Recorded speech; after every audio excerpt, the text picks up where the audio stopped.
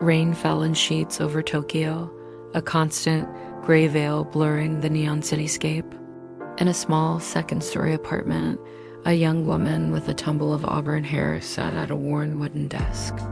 She held a paintbrush, her hand steady as she dipped it into a pot of thick indigo paint.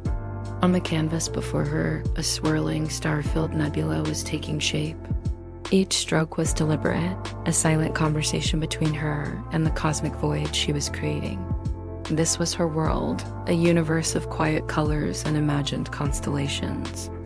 On the other side of town, in a workshop filled with the scent of sawdust and the low hum of machinery, a young man with calloused hands worked on a sculpture.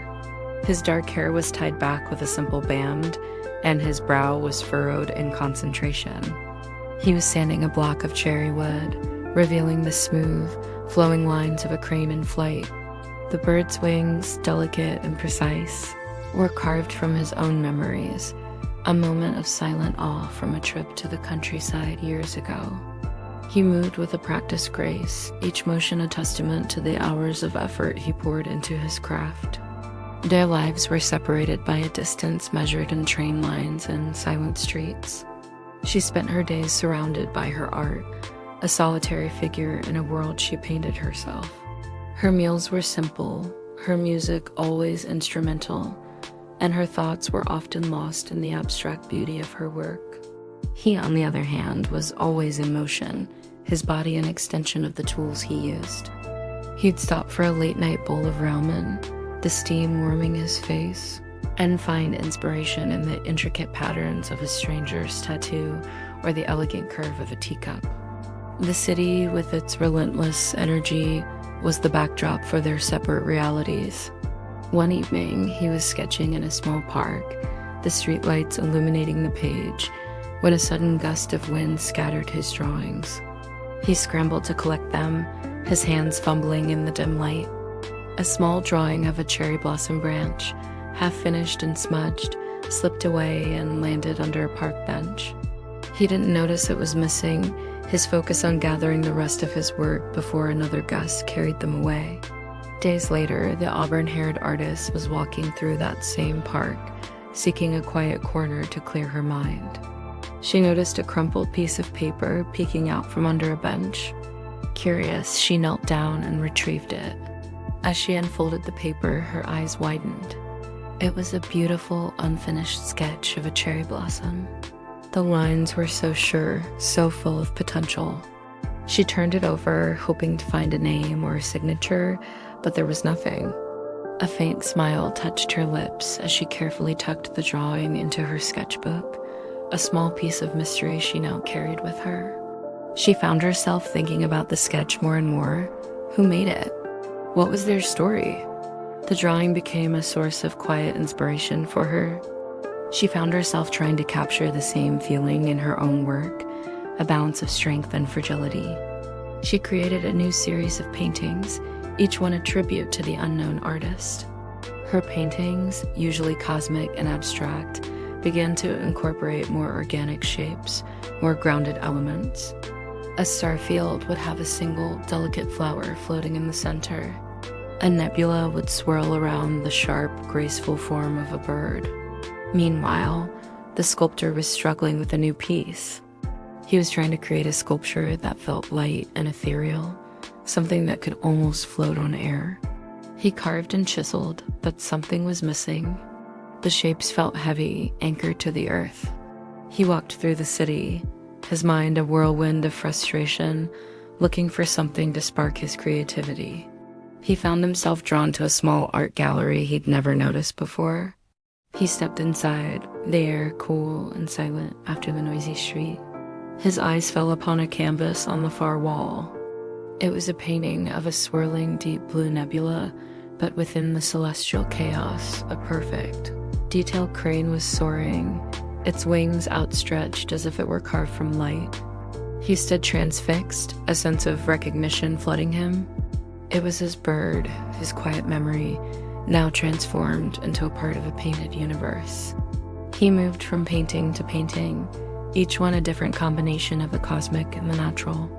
He saw a field of wildflowers floating amongst distant galaxies, a single cherry blossom branch emerging from a shimmering star cluster. He saw his own work, his own feelings, reflected back at him through her silent strokes. A single name was written on the placard beside each painting. At Tanaka, he left the gallery with a newfound purpose. He returned to his workshop. The image of her paintings burned into his mind. He no longer tried to fight the weight of his materials. Instead, he embraced it, allowing the solid wood to become an anchor for the lightness he was trying to achieve. He began a new sculpture, a series of cherry blossom branches carved from heavy walnut, their blossoms and leaves made of thin, almost transparent layers of polished steel. The contrast was stunning. The weight of the wood gave the delicate steel a grounded strength it had lacked before. A week later, she found herself walking by a small artisan shop. In the window, bathed in the afternoon sun, was a beautiful sculpture. Her heart seemed to stop. It was a series of cherry blossom branches, each one a perfect, intricate carving. The blossoms themselves were made of gleaming metal, catching the light like liquid silver, but it was the style that caught her breath. The lines, the balance, the quiet strength. It was the same hand that had created the sketch she carried in her sketchbook. A small card beside the sculpture read, Kaharu. She entered the shop, her hand on the drawing she kept safe in her pocket. The shopkeeper, a kind elderly woman, was arranging a display of teacups. The artist pointed to the sculpture in the window. The shopkeeper smiled. The artist found herself drawing out the crumpled piece of paper, her fingers trembling slightly. The shopkeeper's eyes crinkled in understanding. She handed the artist a small, simple business card. The name on the card was Keiharu. The address on the card led her to a quiet residential street. She stood before a small 2-story house with a workshop attached to the back. Her heart pounded in her chest. She had a sudden, overwhelming urge to run away. What if she was wrong? What if he was nothing like she imagined? She took a deep breath and knocked on the door. The door opened, and the sculptor stood there, his hand smudged with sawdust, his brow furrowed in a quiet question. Their eyes met. He saw the woman from the gallery, the one who painted his silent memories. She saw the man who had created the sketch she had found in the park, the one who saw the world with the same quiet awe as she did. She held out the crumpled sketch. His eyes widened in recognition.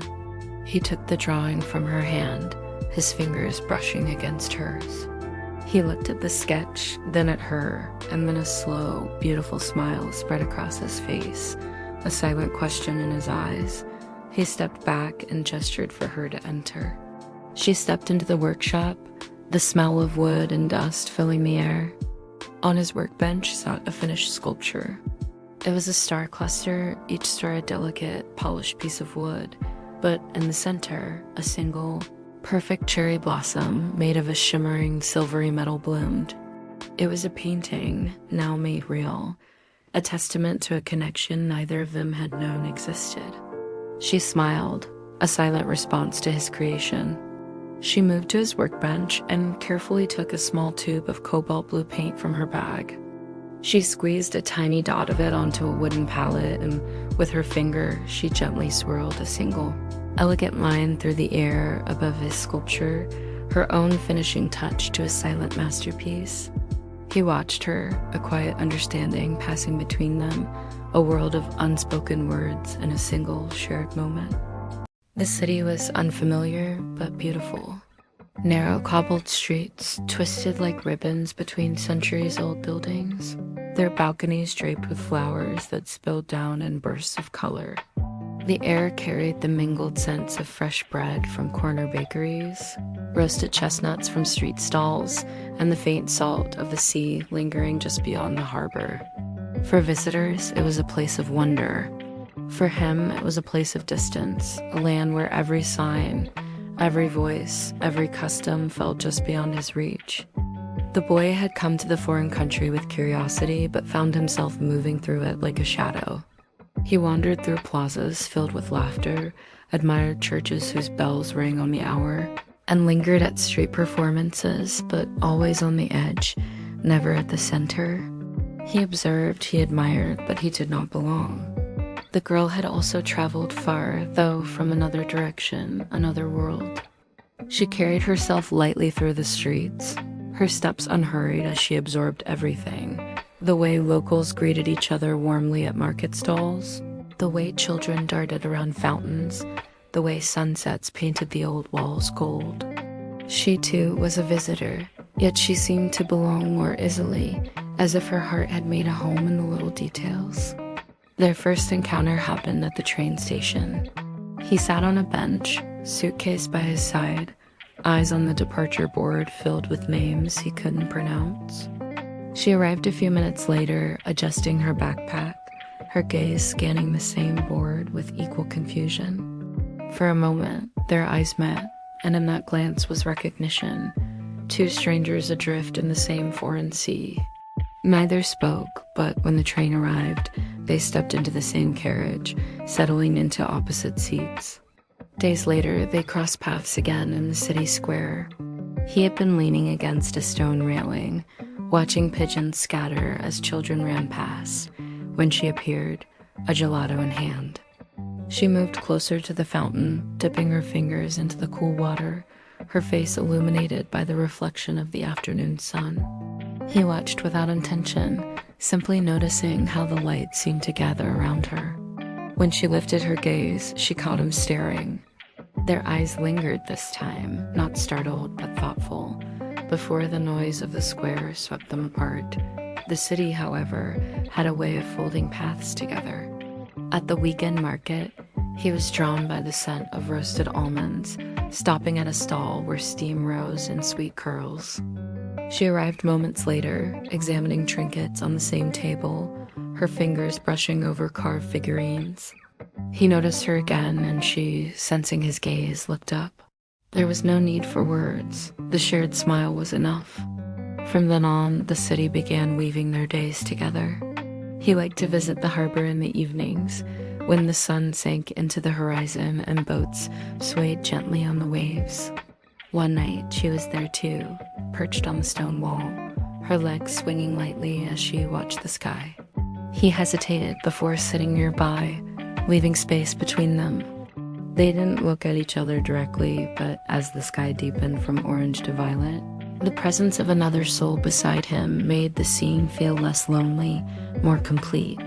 Another day, in a museum filled with statues and painted ceilings, he found her again. She stood in front of a painting of a stormy sea, her head tilted slightly, her gaze focused. He lingered at the next exhibit, stealing glances at her expression, the quiet awe, the way her chest rose as though she had absorbed the painting's weight.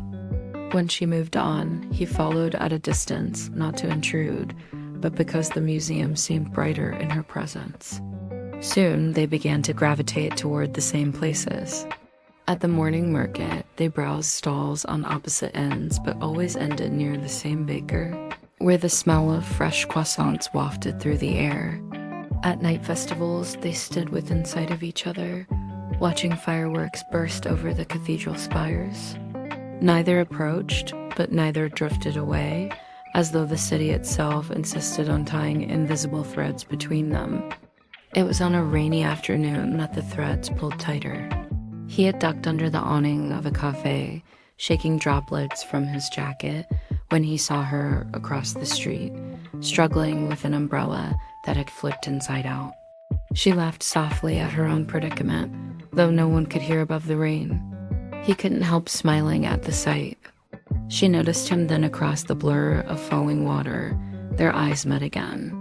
Neither waved, neither moved closer, but the rain carved the memory deep into them both. As summer warmed the city, their connection grew. Without words, without arrangement, they began to appear in the same places more often, as though guided by the same rhythm. At the botanical gardens, they walked separate paths, but ended up beside the same fountain where koi swam lazily in the water. She tossed a petal onto the surface and watched it drift. He picked a fallen leaf and let it float alongside hers. For a moment, the two drifted together across the pond before parting, just as they themselves had. In the hillside park overlooking the city, she sat on the grass, sketching scenes in the dirt with a stick, while he leaned against a tree, watching swallows dart through the air. When the bells of the cathedral chimed below, they both looked toward the city at the same time, their faces calm, their hearts aligned with the sound. The music festival arrived in late summer, transforming the streets into rivers of sound and light. He wandered through the crowds, drawn by the rhythm of drums. She was there too, swaying gently to the music, her hands clasped behind her back. Their eyes found each other across the stage, and though the crowd surged, it felt as though the world had slowed, leaving only the two of them and the music that bound them. When fireworks bloomed above the rooftops, they both looked up, their faces illuminated in bursts of red and gold. He turned slightly, catching her profile in the glow, while she, sensing his gaze, looked back. They shared a small, steady smile, as fleeting as the sparks, as lasting as the memory it carved. Autumn painted the city in softer tones. Leaves spiraled through cobbled streets, and the air cooled, carrying the scent of roasted chestnuts. He saw her often still reading at the steps of the fountain, buying fruit at the market, pausing on the bridge to watch the river carry leaves away. Each time their eyes met, and each time their silence grew richer, filled with familiarity instead of hesitation. One day, he brought an apple from the market and placed it on the fountain's edge before leaving. Later, when she arrived, she found it, and for a moment, she held it in her hands, smiling faintly. She set a single flower in its place before walking on. When he returned that evening, he saw the bloom waiting, its petals trembling in the breeze, and his chest filled with a warmth he carried home. Winter came with quiet beauty. Snow fell gently over the tiled roofs, turning the city into a fairy tale. The boy walked slower, his breath rising in clouds, his scarf pulled tight. She too walked bundled against the cold, her cheeks pink from the frost. At the Christmas market, they both lingered near a stall selling handmade ornaments. She picked up a small glass star, holding it to the light, its edges sparkling. He chose a wooden heart, simple but warm in his palm. Neither noticed the other's choice until later, when she saw the star tied to his bag, and he noticed the heart hanging from hers. The sight was enough to make the snow feel warmer. By the time spring returned, a full year had passed since their first meeting at the train station. The city was blooming again, flowers spilling from windows, music drifting from plazas, the air alive with renewal. He walked along the river one evening, the water glowing with the reflection of lanterns strung across the bridge. She was already there, leaning against the railing, her eyes on the current. This time, he stepped closer, not beside her, not quite touching, but near enough that the air between them carried both their warmths. She turned slightly, her gaze meeting his without surprise. They looked at each other for a long moment, the city alive around them, the river carrying the weight of their silence. No words were spoken, none were needed. In their hearts, the year of glances, gestures, and shared spaces had already written the story. They were strangers in a foreign country, yet in each other, they had found something that felt like home. Their love was not made of declarations or conversations. It was made of the way their paths kept crossing, of smiles caught across crowds, of petals floating together in ponds, of apples and flowers left on fountains, of ornaments chosen on snowy nights. Because sometimes love doesn't need language. Sometimes it grows quietly, steadily, in a foreign land where everything else feels unfamiliar, until one person becomes the exception, the anchor, the familiar heartbeat in a sea of strangers. And in that city, far from where they began, two hearts had found each other. And that was enough. The movie theater stood quietly at the edge of town, a place where stories larger than life flickered onto wide screens and filled the air with sound. Its neon sign hummed faintly in the evening, casting a soft glow on the sidewalk where popcorn bags and old posters told of nights already gone. For most, it was just a weekend escape. But for two souls, it would become the backdrop to something more lasting than any film. The boy came to the theater often, always alone. He liked the way the darkness wrapped around him, the way the world outside seemed to vanish when the projector hummed to life. Sitting among strangers, he felt less visible, less burdened by the weight of expectations. To him, movies were not just entertainment. They were safe places where emotions could breathe. The girl, too, came often, though for different reasons. She loved the ritual, the smell of buttered popcorn in the lobby, the thrill of ticket stubs torn in half, the dimming of lights before a story began. She cherished the collective hush of an audience waiting together, the way laughter or gasps rippled through the room like waves. To her, movies were not escapes, they were celebrations of feeling. Their first encounter was simple. He sat in his usual seat near the back, one row higher than the rest, when she slipped into the row just below. The lights dimmed, the projector flickered, and in that glow, he noticed her silhouette against the screen's light. The curve of her shoulders, the way she leaned forward slightly as if the story might escape without her if she didn't hold on, he noticed. She, though unaware of his gaze, felt a presence behind her, steady and watchful, like an invisible anchor. Weeks passed and patterns emerged. She would often arrive just before the lights dimmed, carrying a small bag of popcorn. He would already be seated, his drink resting in the cup holder, his gaze calm but restless. They began to notice each other more, the way she always brushed her hair back before the opening scene, the way he always tapped the side of his cup twice before taking the first sip. The theater became their shared space, though no words passed between them. The darkness made conversation unnecessary. The screen filled the silence. Yet through small gestures, they began to speak in their own language. On one evening, she left half her popcorn untouched, carefully folding the bag before placing it on the empty seat beside her. When she left, he noticed it glinting faintly in the light from the screen. Without knowing why, he picked it up, not to eat, but to hold, the faint warmth of her presence lingering in the paper.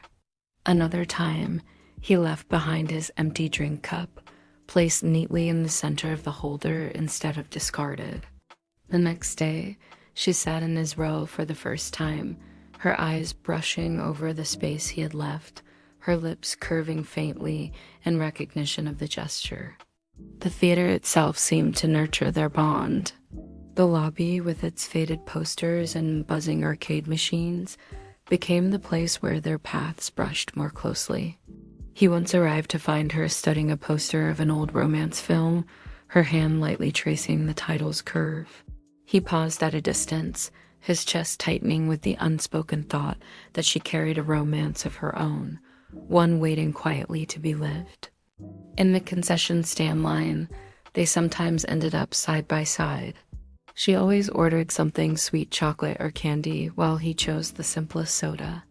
Their trays brushed once, the faint sound of paper against plastic startling them both, though neither pulled away quickly.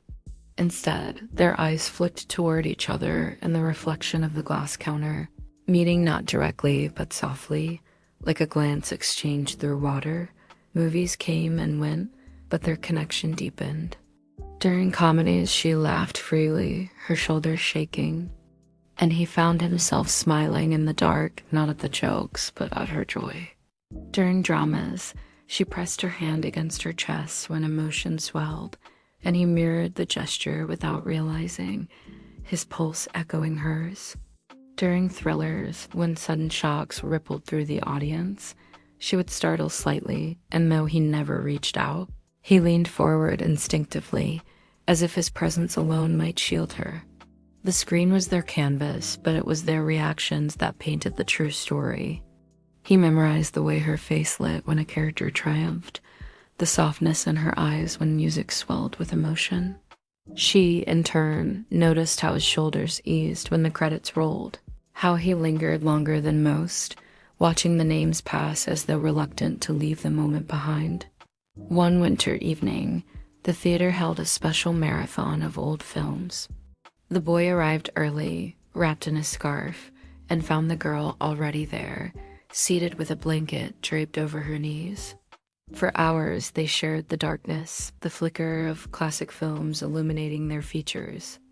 She nibbled on snacks slowly, offering none, yet he felt as though she had shared them anyway. He sipped his drink sparingly, saving the last drops until the final film ended, mirroring her patience. When the lights came up at dawn, most of the audience stretched and shuffled away, but they remained. She stood first, stretching her arms toward the dim ceiling, and when she turned, she caught his gaze. They held it, steady, in the silence of an empty theater, as if acknowledging that they had just shared a night not with the crowd, but with each other. Spring returned, and with it came new films, new posters, new chances to meet. Their presence together grew bolder in small ways. She began choosing seats closer to his until one evening they sat side by side for the first time. No words were spoken, no introductions made, yet the air between them changed. Their drinks rested in holders inches apart, their elbows nearly touching. During the film, her hand brushed against the armrest between them. She didn't pull away. Neither did he. They sat like that through the entire movie, the screen painting them in colors that shifted with each scene, their hearts beating in rhythm with the soundtracks. When the credits rolled, they didn't move. The audience filed out, footsteps echoing, but they stayed in the dim theater until the final name faded. Only then did they rise, leaving side by side, their steps unconsciously matched. Summer brought a festival of animated films, and the theater filled with children, families, and fans. The boy and girl sat through it all, through bright laughter, through dazzling colors, through music that seemed to seep into their bones. At one point, confetti rained down from the ceiling during a special premiere, golden flecks catching in her hair. Without thinking, he reached out, brushing one gently away.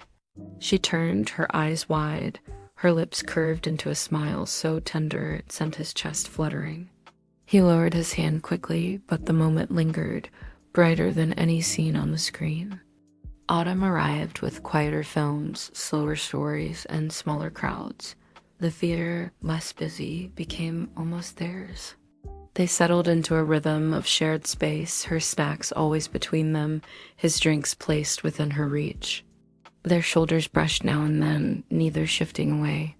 In silence, they had grown closer than words could have carried them.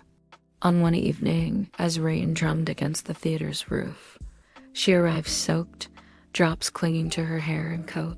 He noticed immediately, his chest tightening at the sight. He slipped his scarf from around his neck and placed it gently on the armrest between them. She looked at it, then at him, her expression softening. Slowly, she pulled it over her shoulders, the warmth settling into her. For the rest of the film, the scarf rested around her, a quiet bridge between them. Winter returned again, a full year since their first glance. The theater announced a grand premiere, drawing crowds larger than ever. Lights flashed, cameras clicked, and the excitement buzzed through the building. But for the boy and the girl, the noise faded the moment they entered the dark auditorium together. They sat side by side, as they always did now, their hands resting lightly on the same armrest. The film began, sweeping them into its world, but for them, the real story was unfolding quietly in their shared silence. At some point, their hands shifted closer, brushing once, then again. Finally, her fingers rested gently against his, and his closed over hers. The screen lit their faces, the audience laughed and gasped, but in that small, unspoken touch, their story reached its crescendo. When the credits rolled, they didn't let go. They sat through the music, through the emptying of the theater, through the quiet hum of the projector as it wound down. And when they finally rose, their hands still entwined. The glow of the screen followed them out into the night. Their romance was never about words. It was about shared silences in the dark, about popcorn bags folded neatly, about gestures left on armrests and confetti brushed from hair. It was about glances caught in the glow of the screen and the warmth of hands resting side by side. Because sometimes love is not spoken. Sometimes it is lived in the flicker of shadows on a screen, in the hush of a crowd waiting for the story to begin, in the small gestures that bloom quietly into something undeniable. And in that movie theater where countless stories had played, two hearts found their own wordless, tender, timeless. The music festival stretched across the open field like a living tapestry. Stages rose like temporary mountains, their lights glittering even before the sun had set. Flags fluttered in the breeze, food stalls lined the pathways, and the air carried the mingled scents of fried dough, grilled skewers, and freshly brewed coffee. From morning to night, music poured from every corner, bands tuning instruments, singers warming up, bass lines rolling like thunder. Amid the sea of people, the boy wandered quietly, moving at his own pace. He wasn't there for a particular band, nor did he carry the excitement others did. He simply liked the atmosphere, the laughter, the rhythm, the sense of being a small part of something larger. With his hands in his pockets and a thoughtful gaze, he strolled past stalls, pausing only when the music swelled in a way that tugged at his chest. The girl, on the other hand, seemed woven into the spirit of the festival. She walked with light steps, her face glowing with anticipation each time a drumbeat rippled through the crowd. She lingered at every stall, watching the vendors flip skewers or sprinkle sugar over snacks, smiling faintly when the music from a nearby stage rose higher. She wasn't there to be loud or wild.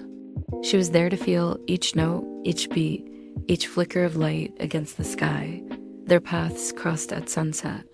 The boy had settled on the grass near the main stage, not too close to the crowd, but not far enough to be alone.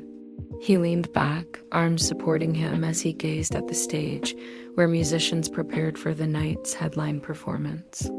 The girl arrived moments later, basket of food in hand, her eyes searching for a quiet spot. She noticed the space beside him, hesitated only briefly, then lowered herself onto the grass. There were no words, no greetings, just the hum of the festival around them and the slow awareness of another presence close by. For a while, they remained strangers sitting side by side, watching as the stage lights began to flicker on, painting the field in shifting colors. When the first notes burst into the air, the field transformed. The crowd surged, hands rose, and voices joined in unison. The boy felt the vibration travel through the ground, up his arms, into his chest. The girl leaned forward, her body swaying gently, her eyes shining as though the music had lit something inside her. It was in that moment, when she closed her eyes and tilted her head toward the sky, that he looked at her. The glow of the stage lights reflected against her hair. The smile tugging at her lips spoke of joy so pure it pulled at him. For the first time that evening, he felt something more than the rhythm of the music. He felt the rhythm of her presence beside him. She opened her eyes and found him watching. For a heartbeat, the chaos of the festival fell away. The lights, the crowd, the pounding drums, all dimmed against the quiet acknowledgement that passed between them. Neither smiled fully, but their gazes held, steady and warm, until the song's crescendo pulled them both back into the wave of sound. As the night deepened, the festival revealed its layers. Smaller stages lit up with softer melodies, food stalls bustled with hungry visitors, and strings of lanterns flickered along the walkways. The boy and girl rose at nearly the same time, walking without planning, their paths aligning naturally as they drifted toward the stalls. She stopped at one selling candied fruit, admiring the way the sugar glistened under the lights. He paused at the same stall, not to buy, but to watch her expression as she bit into the glossy treat, the sweetness catching her by surprise. She caught him glancing and lowered her gaze, her cheeks warming, but she didn't move away. They continued to wander together, always a step apart but never straying. At a booth with sparklers, she accepted one and lit it, holding it carefully as golden sparks fell around her hand. He watched silently, his chest tightening at the childlike joy that danced across her face. When her sparkler burned low, she planted it gently into the ground, watching the smoke rise before glancing at him again. The look she gave wasn't an invitation, yet he felt as though she had shared something precious with him. Back at the main stage, the headliner began. The crowd pressed closer, voices rising in excitement as the first notes reverberated through the night. She stepped into the throng without hesitation, drawn by the pull of the music. He hesitated, unused to the crush of people, but when he saw her figure weaving through the crowd, he followed. The two of them stood shoulder to shoulder amid hundreds of others, the sound thundering through the speakers, lights painting the night in wild colors. She lifted her face, her eyes reflecting the fireworks of the stage. He watched her instead of the band, the music surrounding them like an ocean, carrying them into a world where silence was impossible but words were unnecessary. When the singer raised their hand, the entire crowd followed. She lifted hers too, her fingers brushing the air. Without thinking, he lifted his as well. Their hands rose side by side, inches apart, not touching but close enough that the warmth of hers reached him through the gap. The moment stretched, filled with music and light, until the final note crashed and the crowd erupted in cheers. The night wound down, but the festival lingered in softer tones. Acoustic guitars strummed near food stalls, lanterns swayed in the cool breeze, and fireworks were prepared at the edge of the field. The boy and girl found themselves drifting toward the quieter side, where the grass stretched dark and open beneath the stars. They sat again, this time closer than before.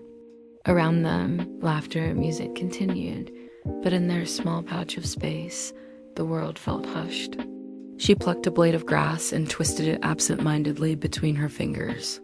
He leaned back on his elbows, staring at the stars peeking through the festival lights. Without speaking, without reaching, they shared a silence that was not empty, but full of all that had passed between them in glances and gestures. The fireworks began. Bursts of red, gold, and green lit the sky, their reflections flashing in her wide eyes. He turned to watch her, not the fireworks, and in her awe, he found his own heart igniting. She noticed his gaze and held it, her lips curving into the smallest smile. The sky exploded above them, but it was the quiet gravity between their eyes that defined the night. When the festival drew to a close, the crowd began to thin. Lanterns dimmed, stalls packed away their goods, and the stages fell silent. Yet the boy and girl remained on the grass, reluctant to let the night slip away. Finally, she rose, brushing grass from her dress, and he followed, their steps aligning as naturally as they had all evening. They walked toward the village together, their shadows stretched long under the last flickering lights of the festival. The night air was cool, filled with the faint echo of drums still pulsing in their bones. Neither reached for the other's hand, yet their arms brushed occasionally, and each time, it sent a spark through them stronger than any firework. By the time they reached the edge of the festival grounds, the silence between them had become something certain, something that no words could have captured. They parted with nothing spoken, yet everything understood. Seasons would pass, and music festivals would come again, but this night would remain etched into memory. Not because of the headliner songs, nor the fireworks, nor the food stalls, but because in the noise of thousands, two souls had found each other in silence.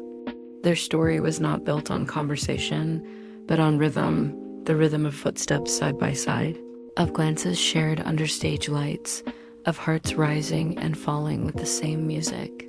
It was a love born not from words, but from harmony. Because sometimes love does not need to be spoken. Sometimes it simply needs to be felt, like a song that lingers in the chest long after the last note fades. And on that night, beneath the music festival's lights, two hearts began to play in tune. Twilight settled over the city, a soft blanket of indigo and gold.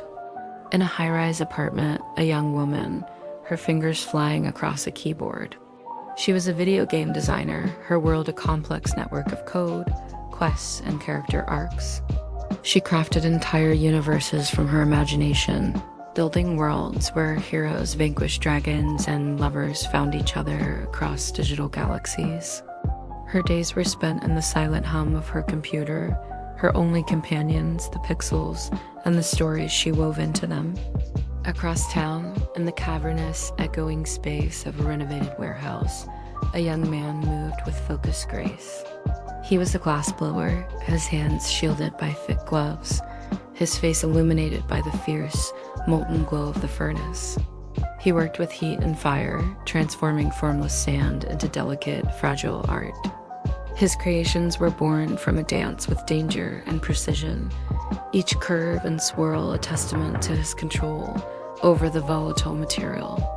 His world was one of searing heat and breathtaking beauty, a constant negotiation between strength and fragility.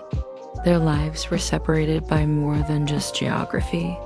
They existed in entirely different dimensions. She spent her nights coding, her mind lost in the abstract beauty of algorithms and the intricate logic of game design. Her meals were often forgotten, her sleep a brief intermission in the endless flow of her work. He, on the other hand, worked with his hands, his body a well-oiled machine in sync with the rhythm of the furnace and the pull of the glass. He found solace in the physicality of his craft, the tangible result of his labor. The city, with its restless energy, was the backdrop for their separate realities. One late evening, as he was packing up his tools, a sudden power surge caused a small fire in a junction box. The flames were quickly extinguished, but the damage was done. The workshop's power was out, and with it, his ability to finish a crucial piece. He sat in the darkness, the silence of the unlit workshop deafening, his hands clenched in frustration. Days later, the video game designer was debugging a particularly stubborn piece of code. A glitch was causing a beautiful, shimmering star effect to appear as a garbled mess of broken pixels. She tried every solution she knew, but nothing worked. The code, usually so predictable, was now a source of unending frustration. She decided to take a break and walk through a small artisan fair she had heard about. Her eyes fell upon a booth filled with glass art. The pieces were stunning vases that held the colors of a sunset, sculptures that seemed to shimmer with an inner light. Then she saw it, a small, perfect sphere, a galaxy of swirling blues and purples trapped within the glass. It was exactly like the star effect she was trying to create in her game, but in a three-dimensional, tangible form. The colors swirled with a perfect, elegant logic she couldn't recreate with code. She felt a strange pull, a sense of familiarity she couldn't explain. She bought the sphere, a small piece of a foreign world she now held. She began to study the sphere, turning it over and over in her hands. The patterns within it seemed to hold the key to her problem. She found herself trying to translate the feelings the glass evoked into her code. She rewrote her algorithm, no longer trying to force the pixels into a logical pattern, but instead allowing them to flow and swirl, to mimic the beautiful chaos of the glass sphere. The result was a stunning success. The star effect came to life, a breathtaking, unpredictable display of light and color. Meanwhile, the glassblower was still struggling to create a new piece without the help of his equipment. He was trying to create something that felt both delicate and strong, something that could almost float on air. He tried different techniques, using a small, portable torch, but the results were clumsy and heavy. He walked through the city, his mind a whirlwind of frustration, looking for something to spark his creativity. He found himself drawn to a small internet cafe he'd never noticed before. He sat down and saw someone playing a video game on one of the computers. The graphics were stunning, the world a beautiful, meticulously crafted universe. He watched the game being played for a while, and then he saw it. A beautiful shimmering star effect, a cloud of light and color, a perfect, elegant representation of the nebula he had tried to capture in his last piece. He watched as the player moved through the digital world, and he saw his own feelings, his own struggles, reflected back at him through the silent code. He saw the balance of strength and fragility, the quiet beauty of a universe created with logic and intention. He left the cafe with a newfound purpose. He returned to his workshop, the image of the game burned into his mind. He no longer tried to fight the limitations of his tools. Instead, he embraced them, allowing the simplicity of his equipment to guide him. He began a new sculpture, a series of simple, elegant glass lines, each one a curve of a sine wave, their ends coming together to form a beautiful, symmetrical pattern. The result was a stunning triumph. The simplicity of the lines gave the glass a clean, strong elegance it had lacked before. A week later, she found herself walking by a small workshop. In the window, bathed in the afternoon sun, was a beautiful sculpture. Her heart seemed to stop. It was a series of delicate glass lines, a beautiful, flowing pattern of a wave she knew from her code. The sculpture itself seemed to hum with an inner logic, a quiet strength she had only ever seen in her own work. It was the same hand that had created the sphere she carried in her bag. A small card beside the sculpture read, A. Tanaka. She entered the workshop, her hand on the glass sphere she kept safe in her bag. The shopkeeper, a kind elderly man, was arranging a display of vases. The video game designer pointed to the sculpture in the window. The shopkeeper smiled. The designer found herself drawing out the glass sphere, her fingers trembling slightly. The shopkeeper's eyes crinkled in understanding. He handed the designer a small, simple business card. The name on the card was a Tanaka. The address on the card led her to a quiet residential street. She stood before a small, two-story house with a workshop attached to the back. Her heart pounded in her chest. She had a sudden, overwhelming urge to run away. What if he was nothing like she imagined? She took a deep breath and knocked on the door. The door opened and the glassblower stood there, his hands smudged with soot, his brow furrowed in a quiet question. Their eyes met. He saw the woman who had created the game, the one who coded his silent memories.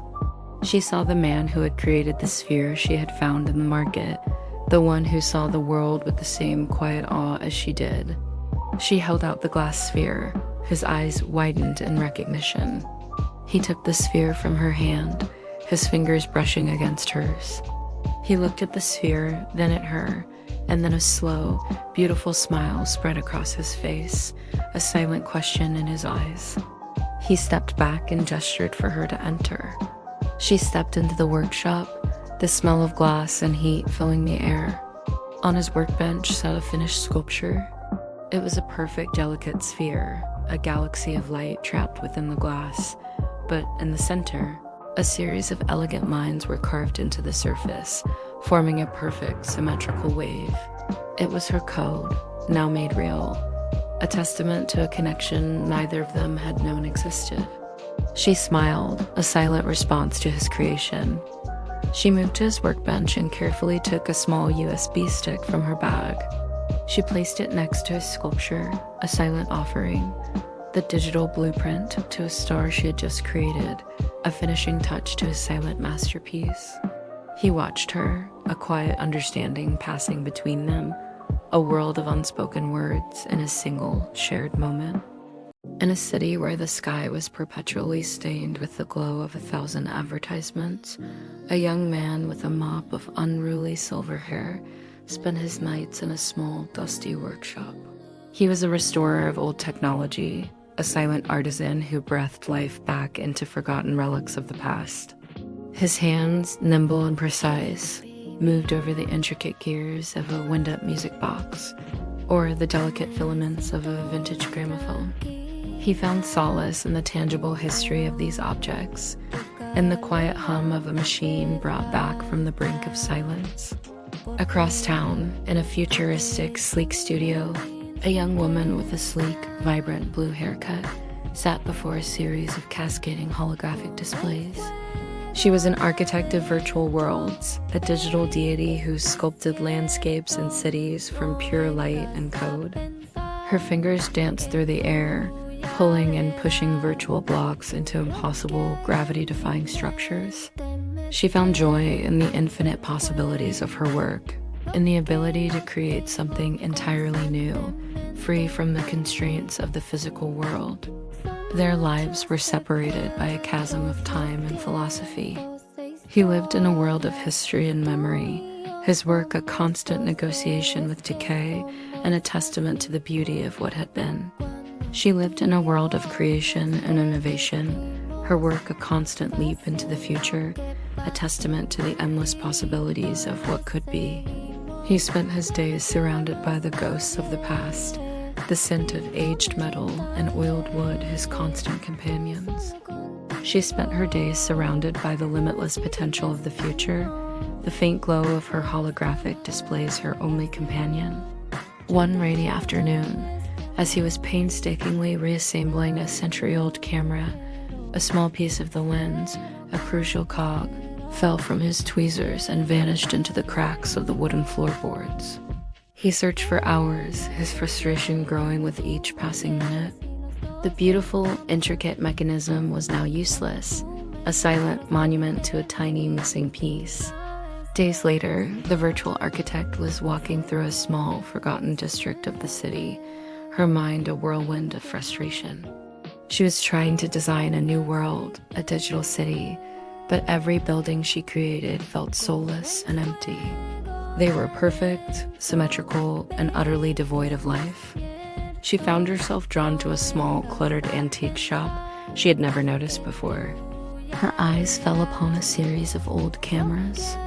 The cameras were beautiful, their worn bodies telling silent stories of a bygone era. One in particular caught her eye, a beautiful, elegant camera, its lens broken and missing a crucial piece. She felt a strange pull, a sense of familiarity she couldn't explain. She bought the camera, a small piece of a foreign world she now held.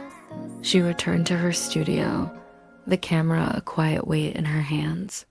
She began to study it, turning it over and over, trying to understand the feelings it evoked.